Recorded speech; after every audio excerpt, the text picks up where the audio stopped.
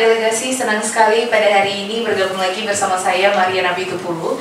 Yang pastinya pada saat ini saya tidak sendirian, dan kali ini saya kedatangan narasumber yang luar biasa, tentunya dalam rangka memperingati Hari Ibu untuk di tahun 2022. Jadi tanggal 22 Desember itu memang diperingati sebagai Hari Ibu yang hari ini genap berusia 94 tahun. Tidak bisa dipungkiri, peran kaum ibu itu begitu luar biasa, khususnya di Indonesia.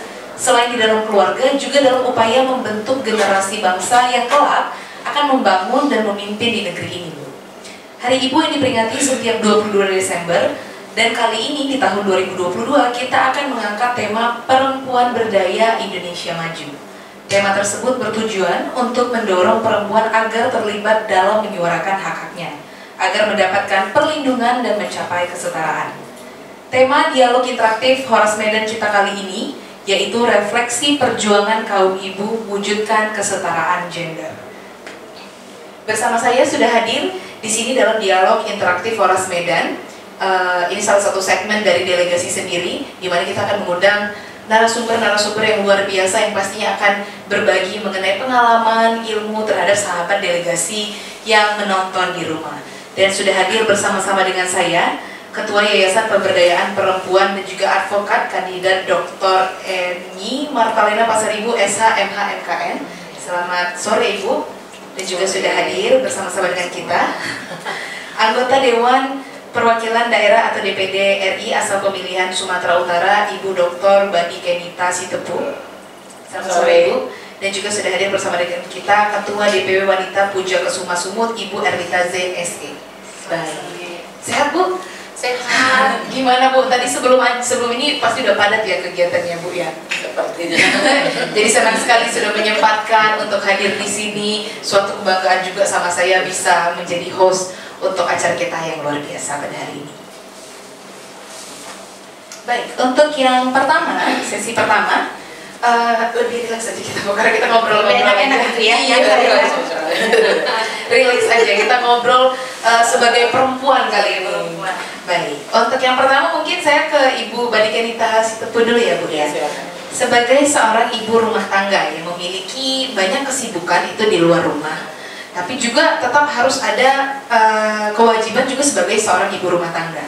Nilai-nilai apa saja Bu yang selalu Ibu tanamkan terhadap anak-anak? Khususnya ini untuk pendengar media delegasi generasi muda ya, biar agar kedepannya generasi muda ini menjadi lebih baik lagi Bu. Baik, boleh silakan Bu, punya. Baik, terima kasih untuk delegasi yang hari ini. Saya memang baru dengar ya delegasi ya. Saya dengar di dalam konteks podcast ini ya, membuat suatu acara yang mungkin bisa memberikan menjadi saluran tempat orang bisa melakukan mungkin membranding atau apa. Nah, karena ini Hari Ibu, saya tadi baru membaca Hari Ibu yang kita peringati hari ini bukan hanya sebagai Hari Ibu sebagai ibu biologis, tapi ibu-ibu yang pejuang gitu ya. Nah, kenapa bukan dibuat juga menjadi Hari Perempuan? Nah, itu kan berbeda waktunya ya. Nah, ibu yang dimaksud hari ini adalah ibu yang pejuang perempuan pejuang. Jadi bukan mostly hanya biologisnya gitu. Nah, apa maksud dari itu tadi, kepada nilai-nilai apa? Nah, ibu yang pejuang itu, kalau ibu biologis mungkin saja ya ini sudah menjadi darah daging atau sudah menjadi sifat, ada beberapa gen, kromosom yang berkumpul atau apa di situ. Tapi kalau pejuang itu nilai-nilai apa yang kita tanamkan? Nilai-nilai yang tadi how you can survive, how you encourage yourself, how you empower gitu ya. Bagaimana membangkitkan nilai-nilai itu. Saya punya 2 orang anak. Tapi kalau orang Batak anak itu laki-laki ya. Tapi kalau di Indonesia anak itu laki-laki dan perempuan. Saya punya 2 orang anak, yang perempuan paling besar semester 7 sekarang di double degree di UI dan Melbourne University. Kemudian anak saya yang kedua, yang bungsu semester 1 baru masuk divisi UI. Saya sendiri dulu di USU terus di UI. Nah, kedua anak saya ini dari umur mereka 5 tahun, bahkan ada yang baru lahir itu waktu itu yang bungsu laki-laki baru berumur 1 tahun. Saya melanjutkan S3 saya di UI tahun 2006. Nah ini hal yang sangat menyakitkan sebenarnya Ibu Jen dan kakak saya Bu Pasari. Ya, berpisah setelah masa menyusui begitu ya. Nah, bagaimana kita menanamkan nilai itu? Akhirnya mungkin anak-anak itu melihat ibunya terus berjuang. Perjuangan yang dilakukan ini adalah untuk anak-anaknya ke depan. Nah, ketika nilai itu bisa sampai, nah ini kepada adik-adik atau anak-anak saya semua di Sumatera Utara atau dimanapun yang mendengar hal ini, ketika nilai itu terasa, dia akan tertanam bahwa apa yang dilakukan ibu saya di luar itu bukan untuk ketawa ketiwi, bukan menghabiskan uang papa saya, tapi untuk berjuang untuk kami akan lebih baik, keluarga ini lebih baik, dan satu lagi untuk bangsa ini lebih baik. Nah, nilai-nilai luhur kebangsaan ini yang kita perlu tanamkan, pluralisme, kebersamaan. Nah, bisa saja di hari ibu ini atau nanti ini di suasana Natal, lalu ada nanti Lebaran, pluralisme itu yang kita tanamkan. Indonesia itu ada 6 agama sekarang, ada ribuan suku bangsa, bahkan bahasa. Nah, bagaimana ketika mereka sudah tidak berada di kota Medan atau tidak berada di lingkungan persahutawan, nah bagaimana mereka bisa menjalani hidup kebersamaan itu? Ini yang mungkin ditanamkan. Lalu ada kehidupan sosial di sekitar itu. Kehidupan sosial ada mungkin tulang, om, mama tengah, nah berbagai suku. Kebetulan saya suku Karo, suami saya suku Toba. Nah, tapi ada hal-hal lain, saudara-saudara kita dari Jawa, dari Sumatera Barat. Nah, bagaimana kita menanamkan nilai itu dengan memberikan teladan, ya, hidup bersama, saling menghormati dan saling juga ada care gitu ya. Jadi kalau kita bilang, wah kamu ini gimana sih nggak peduli sama opung? Ya gimana dia mau peduli sama opung? Kalau kita saja, saya misal dengan mertua saya ribut melulu gitu ya kan. Nah tapi begitu mereka melihat bagaimana hubungan yang baik antara menantu dan mertua, mereka akan merasakan, oh, nah, atau saya menyampaikan, kamu harus menghormati ayah dan ibumu, dan mereka bisa melihat saya kepada ibu saya gitu. Nah nilai itu bisa kita tanamkan mungkin dari teladan. Yang kedua, dari ilmu pengetahuan, pendidikan, memberikan pendidikan yang layak, kemudian menanamkan nilai never stay in comfort zone. Jadi belajar long life education sepanjang hidup, udah tua atau apapun, sepanjang hidup itu pelajaran itu tidak ada batasnya, tidak ada limitnya. Mungkin ada satu titik, wah aku udah selesai, aku udah hebat. Nah hal itu. Jadi ketika mereka diterima di universitas itu, saya hanya mengencourage, once kamu tidak do the best for your life, you will lose that opportunity. Nah itu yang mereka mungkin dapat pahami dari saya. Mungkin ini pendahuluannya. Okay. Baik, itu tadi dari Ibu Bading yang dikasih tepuh ya. Kalau yang saya rangkum yang menurut saya itu, Ibu yang pasti menanamkan anak-anak ini harus survive, harus encourage dan juga harus empower ya. Baik itu dari perjuangan ibu untuk pendidikan, jadi teladan untuk mereka, juga bagaimana hidup di tengah masyarakat dengan pluralismenya, dan bagaimana juga kehidupan sosial antar keluarga untuk peduli dengan sesama. Baik, mungkin boleh Bu, untuk Ibu Erlita Zain boleh ditambahin Bu, nilai-nilai apa saja Bu yang ditanamkan ke anak-anak? Ya, siap, terima kasih Mbak. Selamat sore semuanya. Terima kasih kepada delegasi yang sudah luar biasa. Ini sama tagline-nya dengan Wanita Puja Kesuma. Jadi kalau Wanita Puja Kesuma itu, Puja Kesuma Jaya Jaya, Wanita Puja Kesuma luar biasa. Jadi hampir sama. Bisa tepuk tangan lagi. Luar biasa. Iya. Perkenalkan, nama saya Erlita Zain, sarjana ekonomi. Saya Ketua Harian DPW Wanita Puja Kesuma Provinsi Sumatera Utara. Baru kenal juga sama ibu-ibu narasumber. Satu kebahagiaan, kebanggaan bisa bersilaturahmi ibu-ibu. Semoga membawa kebaikan kita ke depan.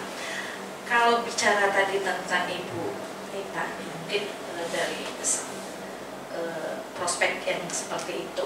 Kalau saya bicaranya prospeknya organisasi. Kenapa harus bicara hari ini organisasi?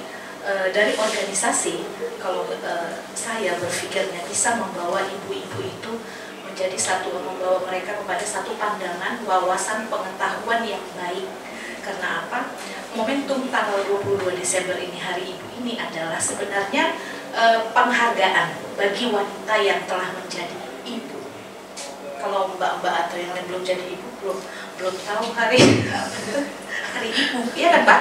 Jadi ini adalah momentum penghargaan bagi wanita yang telah menjadi seorang ibu. Seperti itu. Seorang ibu yang tidak ada tanda jasa, tidak ada piagam, Mbak. Kalau kuliah sampai S3 sampai ke Melbourne kemana, ada piagam, ada ijazahnya. Tetapi ibunya yang telah mengasuh, melahirkan secara biologis 9 bulan, melahirkan, membina, membimbing, tidak ada jasanya, tanpa tanda jasa. Tapi kalau tanpa peran seorang ibu, kita tidak bisa menjadi apa-apa. Kembali lagi kepada organisasi Wanita Puja Kesuma, izin kita ada 18 DPD Wanita Puja Kesuma se-Provinsi Sumatera Utara. Medan ini saja baru ini ada 11 DPC Ibu, di mana kita mempunyai program visi misi memberdayakan wanita. Kenapa? Anak-anak kita, generasi penerus itu tergantung kepada seorang ibu. Bagaimana bangsa ini bisa berkembang, itu yang nuansa yang besar. Tetapi kalau dalam keluarga yang kecil, itu adalah bagaimana bisa seorang ibu itu mempunyai wawasan pengetahuan untuk membina anak-anaknya sehingga bisa menjadi sukses, baik itu di ruang keluarga maupun berjuang di luar, seperti yang disampaikan ibu sebelumnya. Jadi di sini kita memberi pembekalan kepada ibu-ibu Wanita Puja Kesuma, kedepannya bagaimana bisa anak-anak ini menjadi sesuatu nilai yang baik untuk keluarga dan untuk berguna bagi masyarakat luar, seperti itu. Jadi ibu-ibu ini sebelum membina dia harus punya motivasi diri dulu, kan seperti itu. Kalau kami ini di Wanita Puja Kesuma ada istilahnya 3B, Ibu. Beauty, Brain, dan Behavior. Seorang ibu, seorang wanita harus cantik dulu, bukan begitu Pak? Jangan Pak, kalau nggak cantik dia, cantik itu semua wanita pasti cantik. Tapi bagaimana dia bisa membuat percaya diri? Cantik pun kalau nggak percaya diri Pak, dia pasti jelek. Begitu ya Bu? Walau pas-pasan PD-nya minta ampun luar biasa, kan seperti itu. Jadi harus beauty. Jadi ketika kita melihat seseorang beauty, kita pengen berhasrat untuk mengenalnya lebih jauh. Mungkin kita pilih, oh ini baju ini cantik juga. Dimana Bu belinya, tapi bisik-bisikin di depan seperti itu. Ibu advokat, gimana Bu? Ini kalungnya beli di mana? Itu motivasi kita bagaimana bisa cantik seperti itu. Cantik tanpa brain itu juga kurang. Ketika cantik kita sudah mulai terpikat, kita pasti ingin berkata-kata. Setelah kita berkata-kata, kita baru tahu apakah ini punya brain atau tidak. Bapak-bapak pasti udah turun seleranya ketika bicara nggak nyambung Pak. Kalau jaringan sekarang lemot namanya. Jadi begitu kan, signalnya Pak naik turun Pak. Saya tidak tahu apakah itu yang lain kita tidak boleh sebut lah seperti itu. Jadi signalnya lemot. Jadi seorang wanita itu harus punya brain. Jadi punya pemikiran, punya otak yang bisa kita bawa ke depan, dan itu yang bisa untuk berjuang. Tanpa itu kita tidak bisa berjuang di depan. Oke, ada kecantikan, ada pengetahuan, tapi tanpa behavior, etika, attitude, itu juga tidak akan menjadi sukses. Kenapa? Kita tidak bisa menempatkan diri kita di tengah orang-orang, di tengah orang-orang yang mungkin sepengetahuan dengan kita, di atas kita, atau di bawah kita. Tapi kalau kita punya etika, kita bisa menempatkan.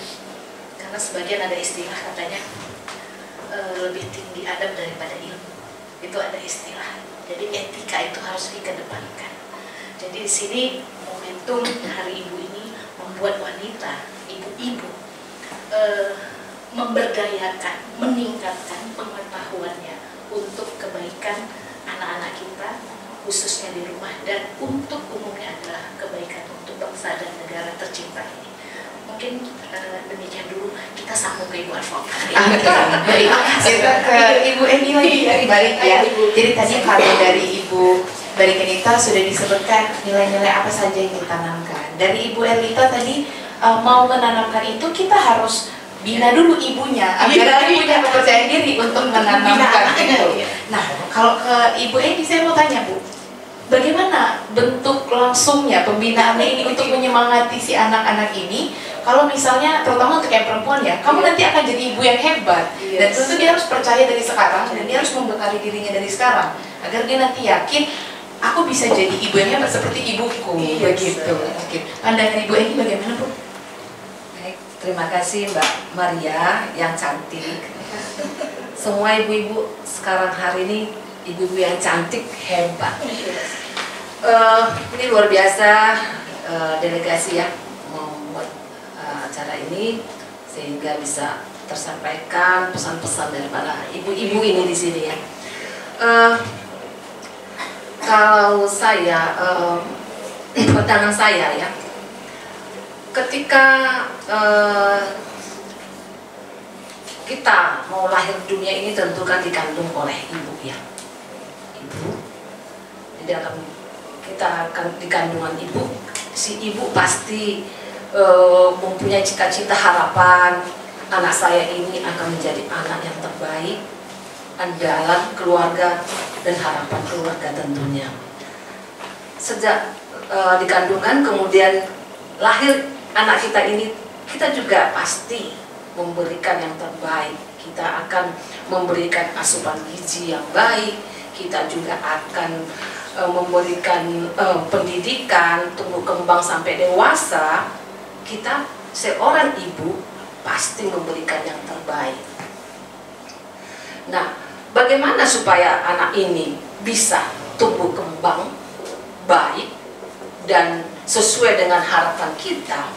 Tentu saya sebagai ibu harus menanamkan nilai-nilai integritas kepada si anak.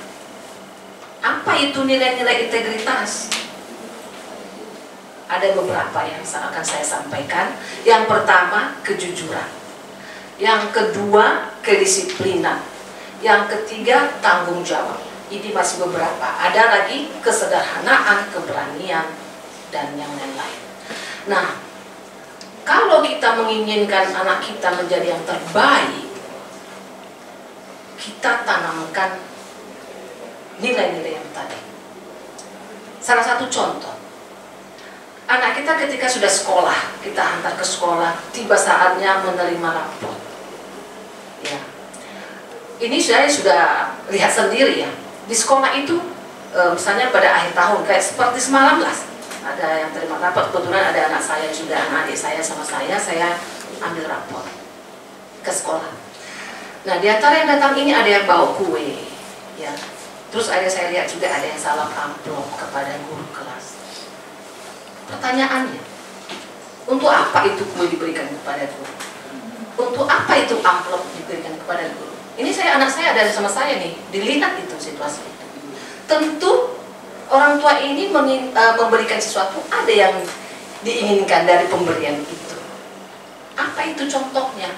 Supaya nilai anak saya ini bagus, supaya anak saya ini kalau nanti naik kelas. Nah, dengan kita mempertontonkan ini kepada anak, berarti kita sudah menanamkan nilai-nilai perilaku koruptif. Nah, ini tidak baik. Kalau ini sampai dilihat anak itu, tentu si anak kelak menjadi seorang ibu nanti akan meniru. Dulu orang tua saya, ketika saya mau terima rapor kasih kue, nilai saya bagus, saya naik kelas. Nah, ini contoh yang tidak baik. Kalau itu kita tanamkan, mau jadi apa ke depan anak ini? Nah, itu salah satu hal kecil. Nah, inilah beberapa hal nilai-nilai yang harus kita tanamkan kepada si anak. Ini semua dimulai dari rumah dan dari diri sendiri. Dari diri sendiri. tentu harus kita tanamkan dulu kepada diri kita, baru kita turunkan kepada si anak. Jadi ini imbauan saya kepada adik-adik saya di sini juga yang mahasiswa ya, juga pemirsa. Kita harus mulai dari diri kita. Kalau kita mau melakukan suatu perubahan, kita mau ingin mencapai suatu target, mulai dari diri sendiri. Oh, saya harus jujur, saya harus berani, saya harus bertanggung jawab. Kalau ini sudah kita jalankan kemanapun adik-adik semua, para pemirsa nanti, pasti berhasil. Nah ini salah satu contohnya. Jadi saya katakan, masa depan bangsa ini di tangan ibu. Kenapa? Karena yang saya sampaikan tadi, mulai dari mengandung hingga anak ini lahir, semua tergantung pada ibu. Guru yang pertama adalah ibu, bukan guru di sekolah. Jadi patut dikatakan masa depan bangsa di tangan seorang ibu. Oleh karena itu, ya, pesan saya juga kepada para perempuan, ya, ayo kita mulai dari diri kita sendiri. Ayo kita tanamkan kepada anak kita nilai-nilai integritas tadi.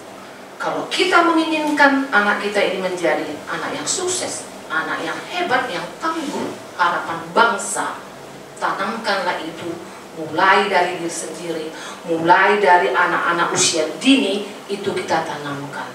Saya yakin dan percaya ke depan menjadi harapan bangsa, generasi yang diinginkan akan lahir generasi-generasi yang luar biasa. Itulah yang harus kita laksanakan, sehingga ayo perempuan-perempuan, tanamkanlah itu kepada anak kita. Ketika nanti anak itu sudah menerima itu daripada kita, yakin dan percaya, pasti anak-anak yang luar biasa, generasi penerus yang luar biasa yang akan lahir di negara kita ini. Itu beberapa hal. Sebenarnya saya ingin panjang, cuma kan waktu kita ini terbatas, ya kan? Iya, masih ada lagi waktu. Ya, sudah cukup menyimpulkan dan menarik menurut saya ya, sahabat delegasi. Jadi walaupun ibu-ibu di sini tadi ceritanya kan baru ini pertama ketemu, tapi ternyata memang isi hati seorang ibu itu sebenarnya semuanya sama, jadi saling keterkaitan satu sama lain. Kalau tadi pertama saya ke Ibu Badikenita, tanamkan nilai apa-apa saja nih yang harus ditanamkan ke anak-anak. Terus nanti disambung lagi tadi sama Ibu Elita, kalau memang ternyata butuh ada kepercayaan diri dari seorang ibu bahwa dia bisa menanamkan nilai itu. Lanjut lagi di Ibu Eni, ternyata selain kita harus menanamkan, kita juga harus mencontohkan kalau kita bisa mengamalkan nilai-nilai yang mau kita tanamkan itu. Jadi selanjutnya generasi-generasi muda dengan ibu yang baik dan ibu yang berbobot, dia pasti akan jadi generasi muda yang berbobot juga. Baik, luar biasa sekali. Ini masih pertanyaan pertama loh, pemirsa. Kita belum lanjut ke yang lain, tapi saya yang merinding gitu jadinya. Baik, lanjut. Kalau tadi Bu, kita sudah berbicara mengenai nilai-nilai yang mau kita tanamkan ke anak-anak kita. Ada banyak sekali nilai-nilai penting, dan yang pasti ibu-ibu yang menonton atau ibu-ibu di luar sana juga punya nilai-nilai tersendiri yang menurutnya penting harus ditanamkan di anaknya. Sekarang kita mau lebih spesifik lagi.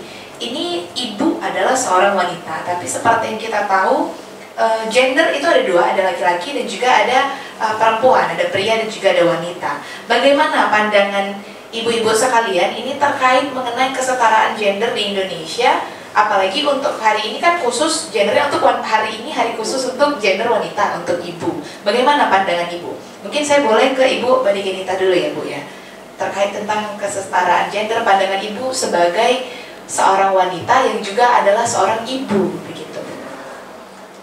Baik, terima kasih Maria. Bagi saya sebenarnya it's not a big problem gitu ya. Tergantung dari sudut mana melihatnya.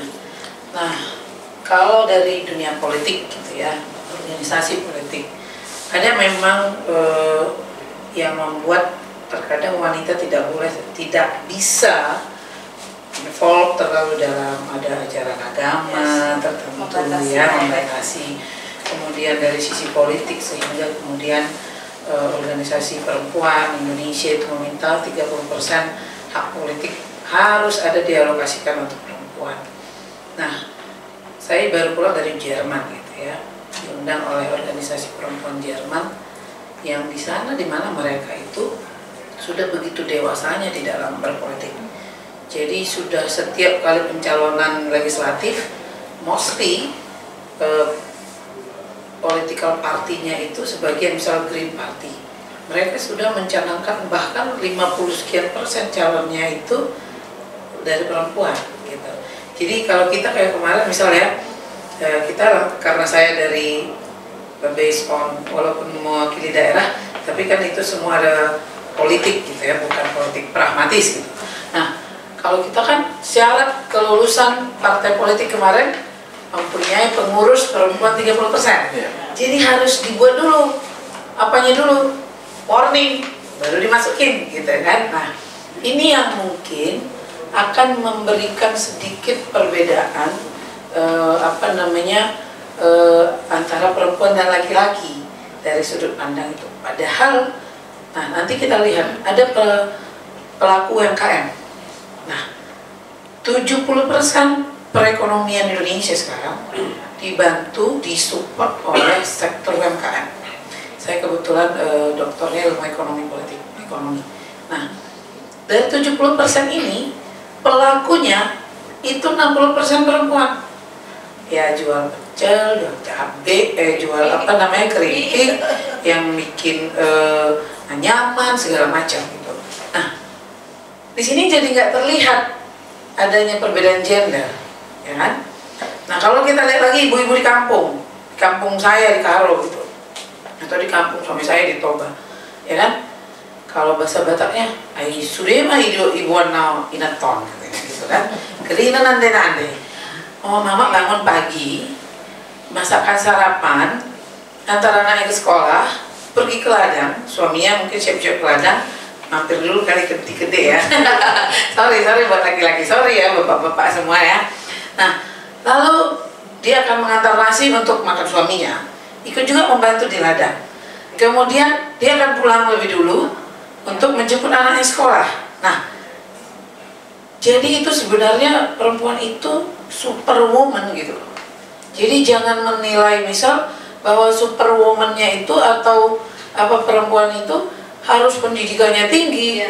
Tidak, tetapi kualitas pekerjaan yang dia lakukan itu dengan kuantitas pekerjaan yang dia lakukan itu mostly lebih besar daripada laki-laki, ya kan? Belum lagi nanti kalau malam nih, sorry ini ada yang belum menikah, nanti malam lagi bapaknya kalau sakit mah gitu ya bu ya kan mah gitu ya, gitu.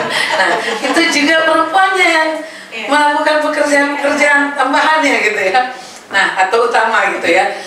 Jadi perbedaan gender itu jangan dibuat menjadi halangan untuk perempuan Indonesia maju ya dalam tugas pekerjaan sebagai ibu rumah tangga, guru, saya juga dosen gitu ya. Nah, ada beberapa hal misalnya pelecehan terhadap guru atau dosen perempuan di beberapa universitas gitu ya.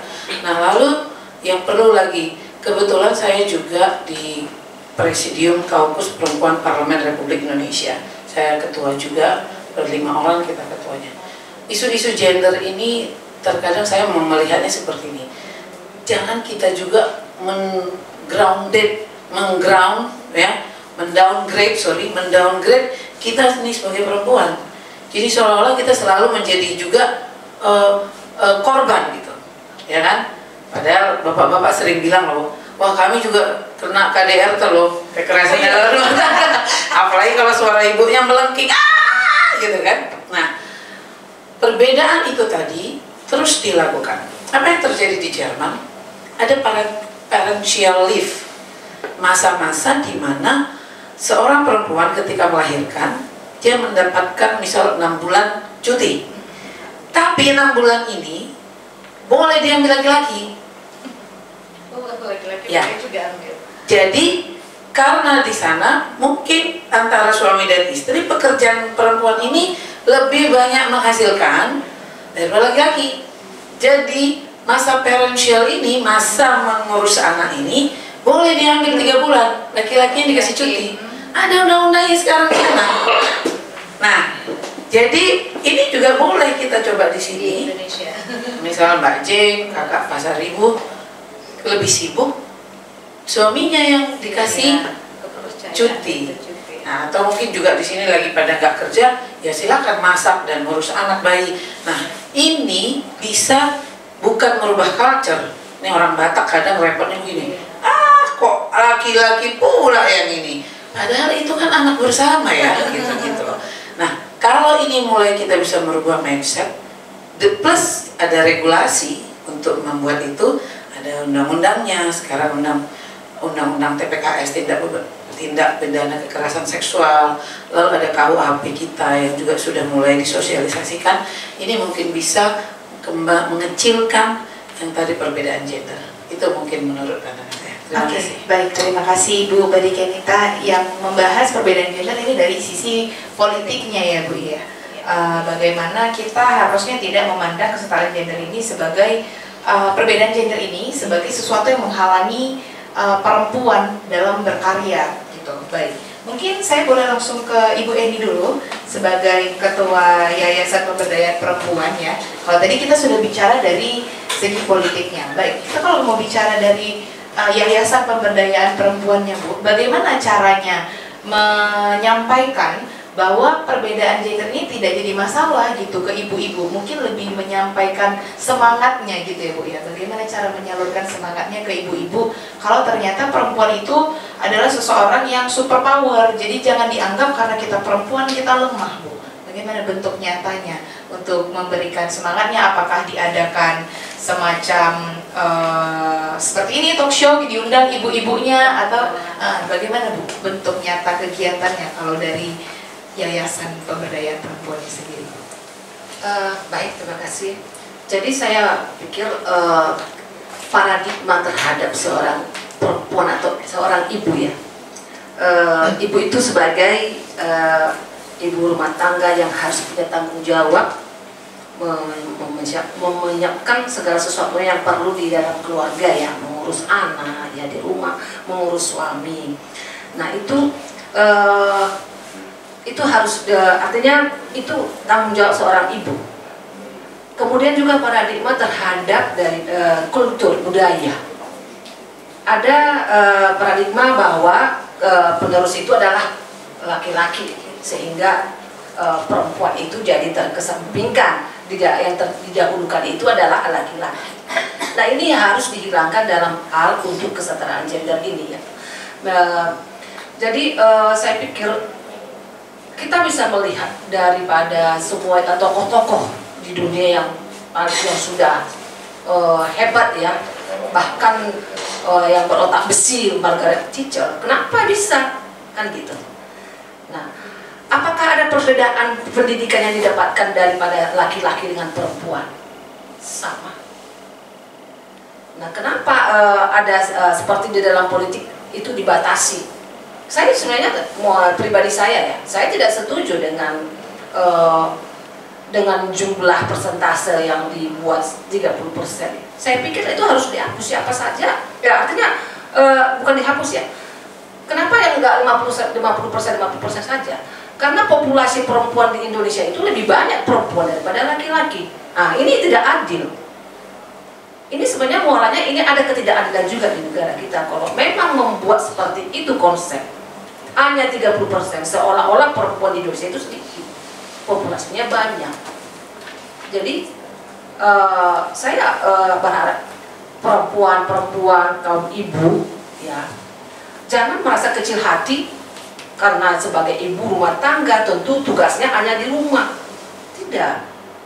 Ayo, banyak yang kita punya kemampuan, ada prestasi yang bisa kita lakukan. Nah ini harus kita kembangkan. Jadi kita harus artinya jangan sampai pekerjaan kita di rumah itu jangan tertinggal. Seperti saya ya, advokat, saya kurator. Pekerjaan saya ini super sibuk. Saya harus ikuti sidang, saya harus ikuti rapat-rapat kreditur, saya harus selalu melakukan sita umum kepada harta-harta pailit. Nah ini banyak, saya harus buat laporan keuangan, laporan kepada hakim. ini sangat banyak menyita waktu sebenarnya. Tapi ya saya bisa memanage waktu saya untuk keluarga, untuk anak saya. Ini saya bisa atur. Buktinya sampai sekarang saya masih bisa tegak di sini, mampu berbicara di sini. Tentu suami saya memperbolehkan saya karena saya bisa menyelesaikan tugas saya di rumah. Nah itu. Jadi para ibu-ibu jangan minder, jangan merasa kecil hati dengan status sebagai ibu yang harus bertanggung jawab di rumah. Tidak, jangan. Jadi ayo tunjukkan prestasimu. Semua manusia pasti diberikan kelebihan-kelebihan, kemampuan-kemampuan untuk melakukan sesuatu. Apa yang menjadi artinya cita-cita, saya harus bisa. Misalnya cita-citanya seperti sekarang ini ada jadi menteri perempuan, kan itu. Aku harus bisa jadi menteri deh. Saya harus ini persiapkan diri saya untuk melakukan ini ada konsep. Harus punya cita-cita. Jadi jangan berpikiran ya kita di rumah aja dibawa tidur itu cita-citanya. Jadi harus semangat sebagai ibu, harus bisa menjadi inspirasi buat sesama. Jadi lakukanlah apa yang bisa dilakukan. Saya rasa ini yang harus kita sepakati juga ya para ibu-ibu ya. Jadi bagaimana supaya perempuan itu tetap dikedepankan. Jadi memang undang-undang di negara kita ini pun ada khusus untuk perempuan, itu ada perempuan, perlindungan perempuan.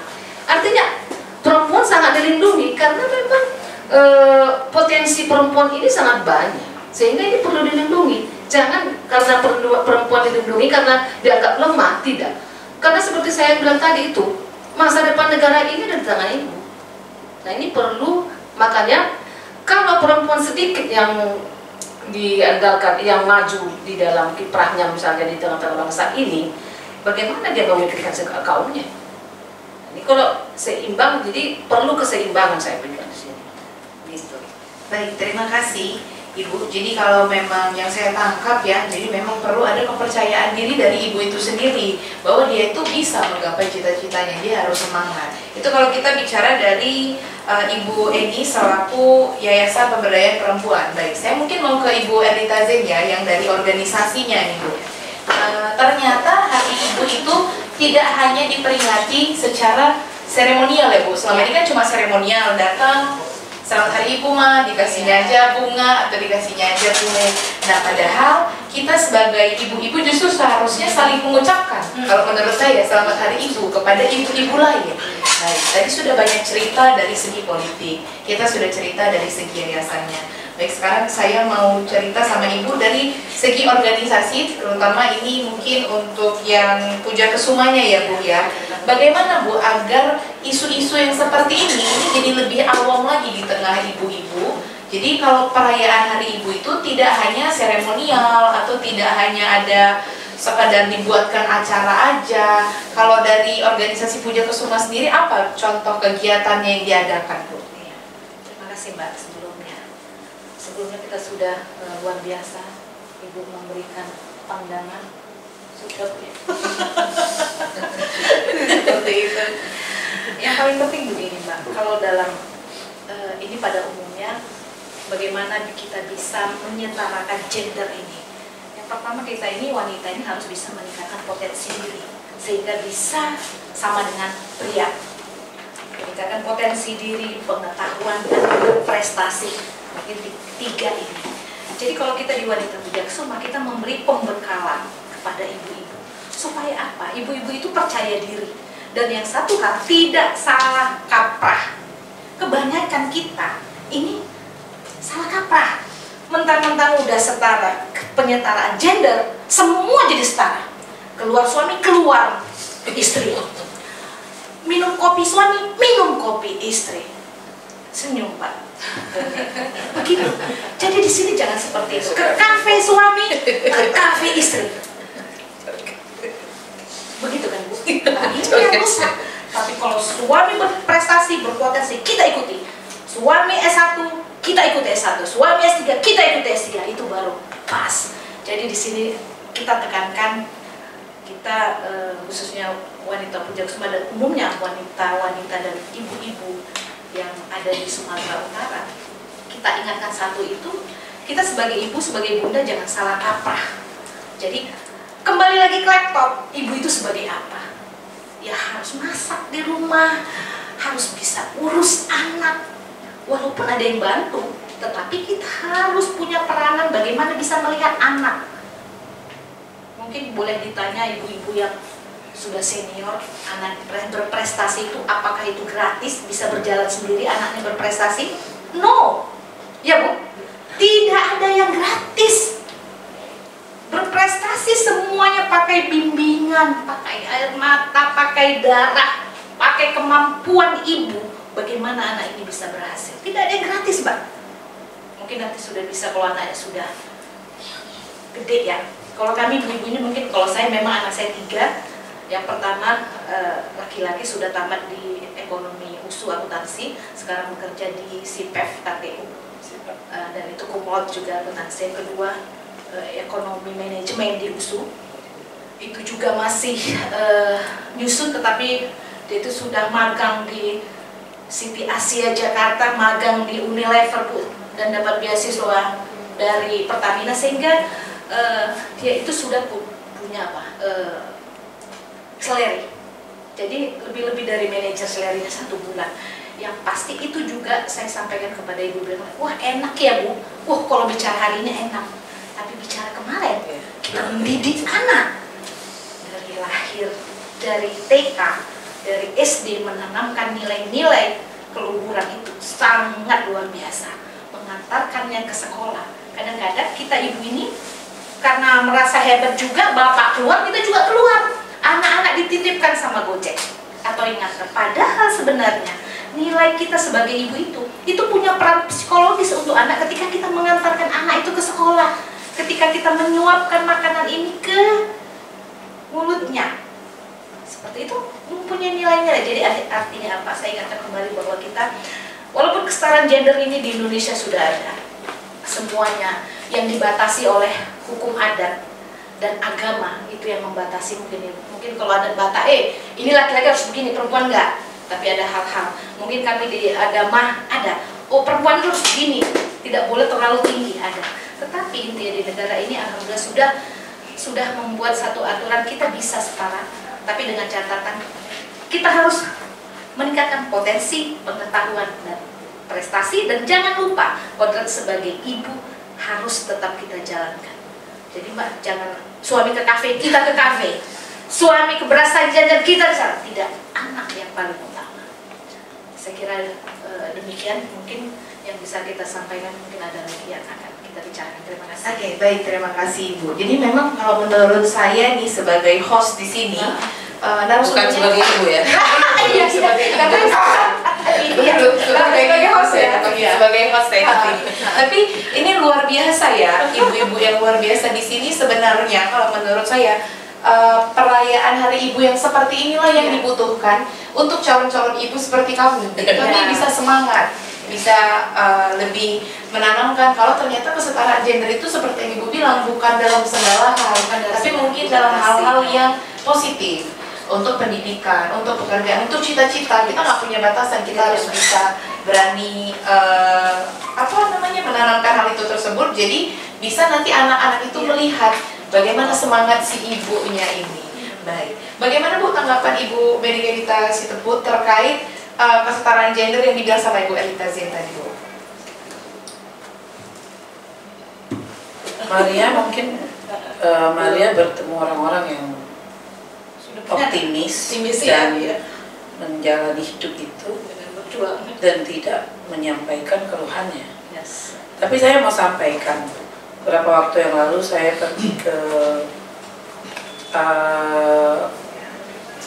Abu Dhabi, ya, dan di kedutaan itu kami bertemu dengan 150 TKI kita, padahal sebenarnya sudah dilarang, tapi masih banyak sekali kasus-kasus, dan itu semuanya perempuan dan sudah menikah. Ada lagi yang punya anak di sana, ya. Jadi dalam syukuran hari ini kita Hari Ibu, sebenarnya banyak sekali juga ibu-ibu yang mengalami permasalahan. Tidak hanya di Indonesia, bahkan di luar negeri. Nah, apa yang saya lihat waktu itu di shelternya, jadi KBR itu punya satu tempat di belakang kantor, di situ disiapkan tempat tidur. Lalu saya ke sana, mereka menangis. Mereka itu banyak dari NTB, dari Jawa, ada juga dari Sumatera Utara. Kenapa mereka menunggu dipulangkan? Dan itu biaya yang sangat besar, gitu ya, tidak hanya ongkos, tapi juga ada yang kontrak yang mereka mungkin harus bayar. Apa yang terjadi misalnya? Mereka harus meninggalkan kampung halamannya, meninggalkan suami dan anaknya, untuk mendapatkan penghasilan yang lebih besar. Memang kalau kita lihat ya, upah minimum provinsi, upah minimum kota, nah saat ini misal kota Medan dengan provinsi Sumatera Utara 3,1 juta atau 2, something. Kalau mereka bekerja misal di luar negeri, di Saudi Arabia atau Malaysia bisa mereka dapat mungkin 1.500 kali 3.500 berarti sekitar 5-6 jutaan. Kalau mereka di sana mungkin mereka bisa kirim beberapa. Tapi mereka meninggalkan suami, meninggalkan anak, dan harus meninggalkannya terhadap ibunya atau mertuanya untuk menghidupi keluarga. Karena apa? Perbedaan pendapatan tadi, kurs itu membuat mereka bisa masukkan tabungan. Namun ada juga yang di sana, maaf, mereka hamil, mungkin terjadi hubungan cinta lokasi akhirnya, atau juga hubungan dengan majikan, ya. Jadi waktu kita datang itu mereka nangis gitu ya, mereka, saya sampai berpikir berapa banyak perempuan Indonesia yang mengalami hal seperti ini, ya kan? Nah, ini yang perlu sebenarnya menjadi tadi itu. Ini tugasnya Ibu Jenny. Ya, bagaimana di Pujakusuma mungkin ya, saya sendiri ya, mencoba juga merubah mindset bahwa memang bekerja di luar itu mendapatkan penghasilan lebih banyak. Sekarang boleh kita lihat nih, di zaman digitalisasi ini, banyak ibu-ibu bikin novel atau mengendorse suatu produk, penghasilannya jauh lebih besar. Nah, ini mindsetnya seolah-olah kalau dikirim keluar akan mendapatkan penghasilan lebih banyak. Nah, dari Bu Eni, Kak Eni, mungkin dari Yayasan Perempuan, dan nanti ini boleh kita di Sumatera Utara, mari kita mencoba merubah mindset dengan melakukan, dengan adanya entrepreneurship, pelatihan UMKM, pelatihan beberapa pendidikan perempuan, to empower tadi perempuan-perempuan itu, mereka bisa dapatkan lebih banyak kok di sini.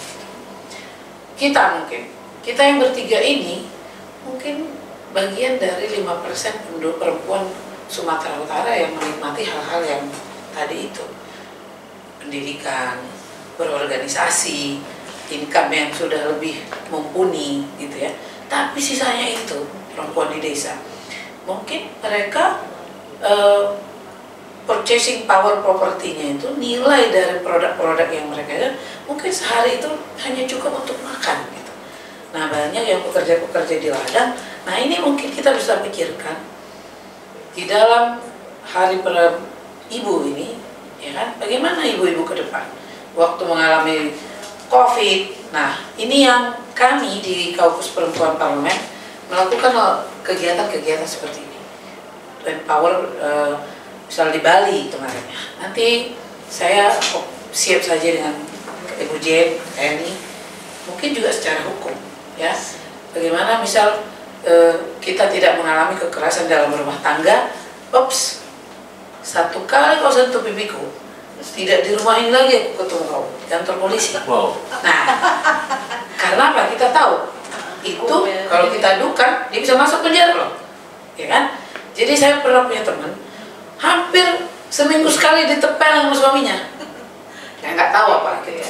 Akhirnya saya bilang begini, nanti besok kalau kau mau ditempelin suamimu, nggak tahu lah kau cinta kali, kalau aku udah ketinggalkan gitu lah ya. Nah, begitu dia mau tempelin kau bilang sama dia, satu kali lagi kau sentuh ini, di kantor polisi kita ketemu. Dan alhamdulillah puji Tuhan sampai hari ini nggak pernah lagi ketemu. Nah, jadi tadi itu kita perlu melakukan tadi pembekalan ya. Ya, jadi advokasi, pembekalan gitu ya kepada perempuan-perempuan supaya apa yang kita syukuri ada hari ini kita bisa berbagi gitu ya. Nah, dan itu bukan pekerjaan yang sulit. Kita bisa memberikan 5%, 10% waktu kita untuk hal-hal tersebut. Saya juga mengajak Mbak Jen, Kak Eni, saya banyak kegiatan reses di beberapa tempat itu. Mari kita lakukan kegiatan-kegiatan ini. Jadi nanti senyum bahagia itu ketika juga memang ibu-ibu itu juga tersenyum gitu ya, merasakan hal yang sama. Juga edukasi nanti terhadap para pekerja migran yang sekarang TK itu disebut pekerja migran, supaya mereka itu kalau berangkat itu sudah punya keahlian gitu ya, bahasa misalnya ya, bahasa itu penting, mau bahasa Arab kayak, mau bahasa Inggris kayak gitu ya, jadi dilatih dulu baru dikirim sehingga bisa compete dengan pekerja-pekerja dari Filipina. Kerja yang dari Filipina, misal kalau kita ke sekarang nih, habis sepak bola Qatar gitu ya. Nah, mereka itu semua bekerja di restoran, di mungkin cleaning service kantor. Tapi kalau kita lebih banyak pada pengasuh sama ART, gajinya juga jauh. Kalau tadi pelayan dan ini mereka bisa dapat misal $2.000 atau apa. Nah, atau berapa, kita cuma dapat beberapa apa gitu. Nah, ini bisa kita laksanakan. Saya berharap dari hari ini kita dialog, ke depan mari kita buat program bersama, dan itu akan lebih gampang kita implementasikan. Demikian. Baik, berarti perlu ada program bersama, ibu di sini saling bergandengan ya, Iya, masing-masing. Kalau ibu dari segi organisasinya mungkin Bu Eni boleh bantu dari hukumnya, jadi untuk penyuluhan hukum ya untuk ibu-ibu dia lebih ngerti itu. Nah, kalau ibu benar dari sisi pemerintahnya juga Iya kan Pak, yang paling penting itu juga. Apa semua nggak bisa. Baik, jadi kalau tadi dari Ibu Adhikanita kan sudah banyak ini kebijakan-kebijakan, akses-akses juga yang dibuka sebenarnya sama pemerintah ya untuk perempuan ini agar bisa ikut berkiprah itu di berbagai bidang. Dan mungkin tadi fokusnya Ibu Adhikanita itu lebih baik kita tanamkan dulu nih skill-skillnya, nggak harus pergi jauh-jauh kok ibu-ibu tetap bisa ada di sini. Baik, saya mau tanya sama Ibu ini, menurut Ibu bagaimana Bu untuk akses dan kesempatan yang disediakan sama pemerintah ini, apakah sudah cukup dimanfaatkan sama ibu-ibu sekarang atau justru masih terkendala? Dan kalau memang masih terkendala, menurut Ibu apa sih terkendala paling besar? Makanya akses-akses yang diberikan pemerintah ini, atau mungkin pendidikan-pendidikan yang kayak tadi pelatihan-pelatihan yang belum dimanfaatkan secara maksimal oleh ibu-ibu di Indonesia Bu. Kira-kira kendalanya apa?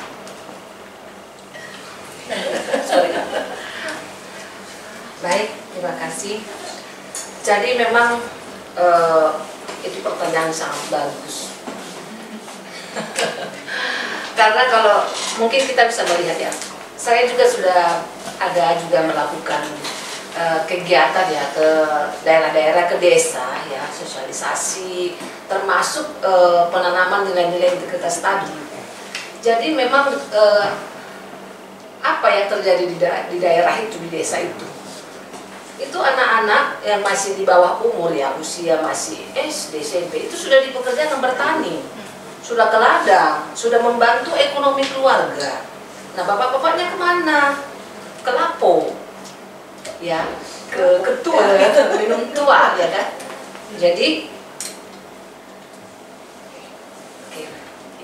Jadi nah ini juga kan sudah apa nih trafiknya, Tradisi apa sudah menyalahi aturan. Nah, ini pemerintah juga harus jeli.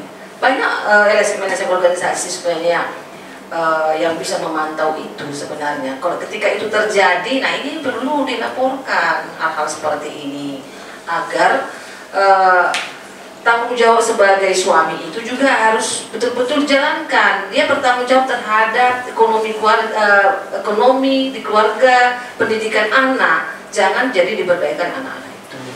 Kemudian tadi mengenai kenapa ya, salah satu tadi sebenarnya caranya ya tadi ada juga edukasi ya.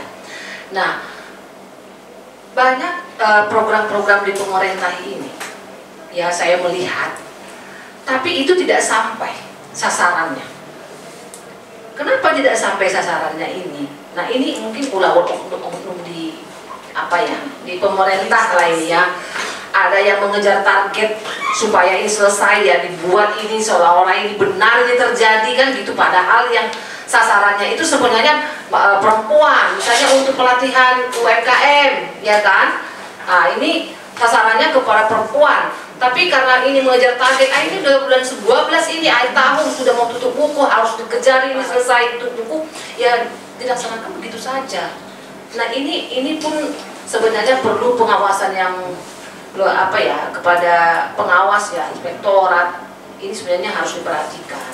Jangan sampai anggaran yang disiapkan itu uang rakyat itu tidak tepat sasaran digunakan. Padahal itu semuanya untuk kepentingan masyarakat. Nah, ini jadi memang sampai saat ini saya untuk sasaran kepada perempuan itu masih sangat minim, sangat minim sekali. Jadi tolong ya, ini mulai dari pemerintah daerah sampai pusat tentu ini ke depan ini harus benar-benar itu penggunaan dana itu ya benar-benar tepat sasaran. Apalagi saya katakan tadi, perempuan itu adalah yang tonggak negara ya, karena masa depan di tangan perempuan. Tentu pembangunan baik di sisi pendidikan, baik juga di bidang ekonomi, tolong itu untuk perempuan itu lebih difokuskan ke depan ini. Ya, jangan hanya sebagai untuk mencapai anggaran supaya terpenuhi ya dibuat-buat seperti itu saja, nggak pas kepada sasarannya. Nah, ini perlu. Dan juga mengenai edukasi tadi kepada kaum perempuan ini juga perlu diselenggarakan oleh pemerintah supaya di daerah itu banyak yang tidak mengerti. Kalau mereka misalnya ada kendala-kendala sesuatu dalam pengurusan administrasi, mereka nggak tahu kemana mengadu, kemana ini harus diadukan kalau ada hal-hal misalnya kesulitan mengurus akte lahirnya, kakaknya. Mereka kan butuh identitas, mereka harus urus ini. Bagaimana sih? Sementara di daerah itu masih rawan dengan korupsi. Ketika ada melakukan suatu pengurusan sesuatu itu semuanya harus ada biaya ini, biaya itu. Itu saya dapati di daerah itu, dan itu salah satu keluhan di masyarakat. Sementara mereka untuk hidup saja sudah susah, dibebani dengan hal seperti itu lagi. Bagaimana itu? Kan gitu. Nah, sekarang dikatakan gratis untuk urus KTP, gratis ini. Tapi kalau faktanya saya melihat di lapangan itu tidak terlaksana. Belum. Ini harus fokus pemerintah terhadap ini. Dan semua kita di sini mahasiswa, dari mahasiswa, semua kita di sini juga harus mengawasi ini sebenarnya. Bagaimana ini negara untuk menjalankan program-program kepada masyarakat ini, jangan sampai masyarakat itu makin sudah susah, makin susah lagi ya. Untuk hidup aja sudah berat, tambah lagi disusahkan untuk mengurus ini segala macam. Nah, itu perlu diperhatikan, karena apapun ceritanya, ketika ekonomi kita kurang di rumah, tetap perempuan itu yang selalu memikirkan apa, bagaimana cara supaya bisa mendapatkan uang. Tentu akan memikirkan sampingan, kerja apa, menyuci lah apa, itu yang dilakukan perempuan. Nah, jadi ini mengenai program-program terhadap perempuan di negara kita ini, mohon maaf, saya berani mengatakan di sini masih kurang perhatian terhadap perempuan. Itu. Baik Ibu, terima kasih. Mungkin yang terakhir ya Bu ya, saya terakhir ke Ibu Ernita ya Bu. Ya, Ibu Ernita. Baik. Kalau tadi kita sudah bicara tentang arti dari ibu itu sendiri, bagaimana perannya untuk generasi muda, bagaimana kesetaraan gender, dan bagaimana ini akses dan kesempatan kaum perempuan terhadap program-program pemerintah. Mungkin saya ke Ibu lebih mau nanya untuk generasi mudanya Bu, untuk kami yang generasi muda. Bagaimana bentuk contoh keterlibatan kami secara aktif ini untuk membantu ibu-ibu di seluruh Indonesia ya untuk mencapai perannya yang diharapkan tadi Bu. Bagaimana peran aktif kami sebagai generasi muda? Apa yang perlu kami lakukan? Terutama di hari ini kan untuk memperingati Hari Ibu. Bagaimana kami bisa memaknai Hari Ibu itu yang sesungguhnya? Terima kasih Mbak. Sudah ya. Terima kasih. Jadi peran generasi muda. Jadi generasi muda itu yang pertama nggak usah mikir yang macam-macam. Yang penting sekolah yang baik, punya etika yang baik, di rumah patuh terhadap bapak dan ibu itu sudah luar biasa, sudah luar biasa. Di samping kalau yang lainnya tentang nantinya di luar rumah menjadi seseorang yang anak yang berprestasi itu yang paling diutamakan. Tapi yang hari ini kepada ibu, taatlah kepada ibu, bisa selalu tersenyum kepada ibu, jangan membuat ibu menangis. Mungkin itu yang lebih menyentuh lah ya, daripada yang lain kita sudah bahas. Sedih. Baik, rasanya Mbak. Iya. Jangan membuat ibu menangis. Boleh ditambahkan oleh Ibu Adika untuk tambahannya pesannya di Hari Ibu ini Bu, kalau tadi dari Ibu Adika udah pesan terakhirnya Bu untuk generasi muda dan juga untuk ibu-ibu di luar sana Bu. Untuk generasi muda, masa muda itu jangan dihitung panjang ya. 1 tahun 365 hari, tapi itu hanya dalam sekejap gitu ya. Karena itu mumpung masih muda, mumpung masih kuat, penuhi dirimu dengan ilmu pengetahuan, akhlak, dengan inovasi-inovasi, dan juga jangan takut menghadapi sebuah pernikahan gitu ya. Nah, ini banyak sekali anak muda sekarang takut menghadapi pernikahan karena tidak ada keluarga, tidak ada pasangan suami istri yang selalu harmonis. Tidak ada keluarga yang sangat ideal. Keidealan dan keharmonisan itu ada, bagaimana kita membawakannya. Dan kepada seluruh ibu-ibu yang ada di Indonesia dan di dunia, ya kan, kita sudah dilahirkan dengan begitu banyak talenta yang kita miliki, kesempurnaan dari Tuhan, meskipun selalu ada kekurangan, tetap ini kita manfaatkan untuk bisa menjadi perempuan Indonesia yang hebat, ibu yang baik, istri yang mungkin juga ya ideal gitu ya, menantu juga, ini penting loh ibu-ibu ya, menantu yang selalu bisa akur lah dengan mertua ya, banyak sekali. Dan juga apapun itu, itulah yang terbaik, apapun kita lakukan yang terbaik semagi kita mau. Terima kasih. Baik, yang terakhir mungkin saya butuh closing statementnya dari Bu Eni ya untuk menyemangati ibu-ibu. Boleh juga Bu diingetin generasi mudanya juga Bu memaknai Hari Ibu ini. Jadi buat generasi muda ya, tentu setiap generasi ini pasti punya cita-cita. Raihlah cita-citamu. Bagaimana Anda meraih cita-citamu? Tanamkan dalam dirimu, mulai dari dirimu. Apa itu?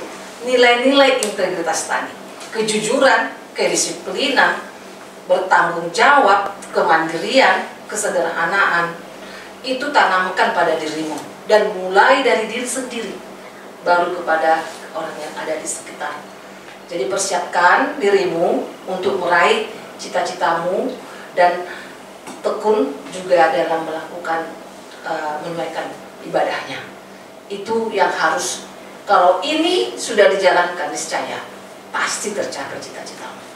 Kamu akan generasi harapan bangsa.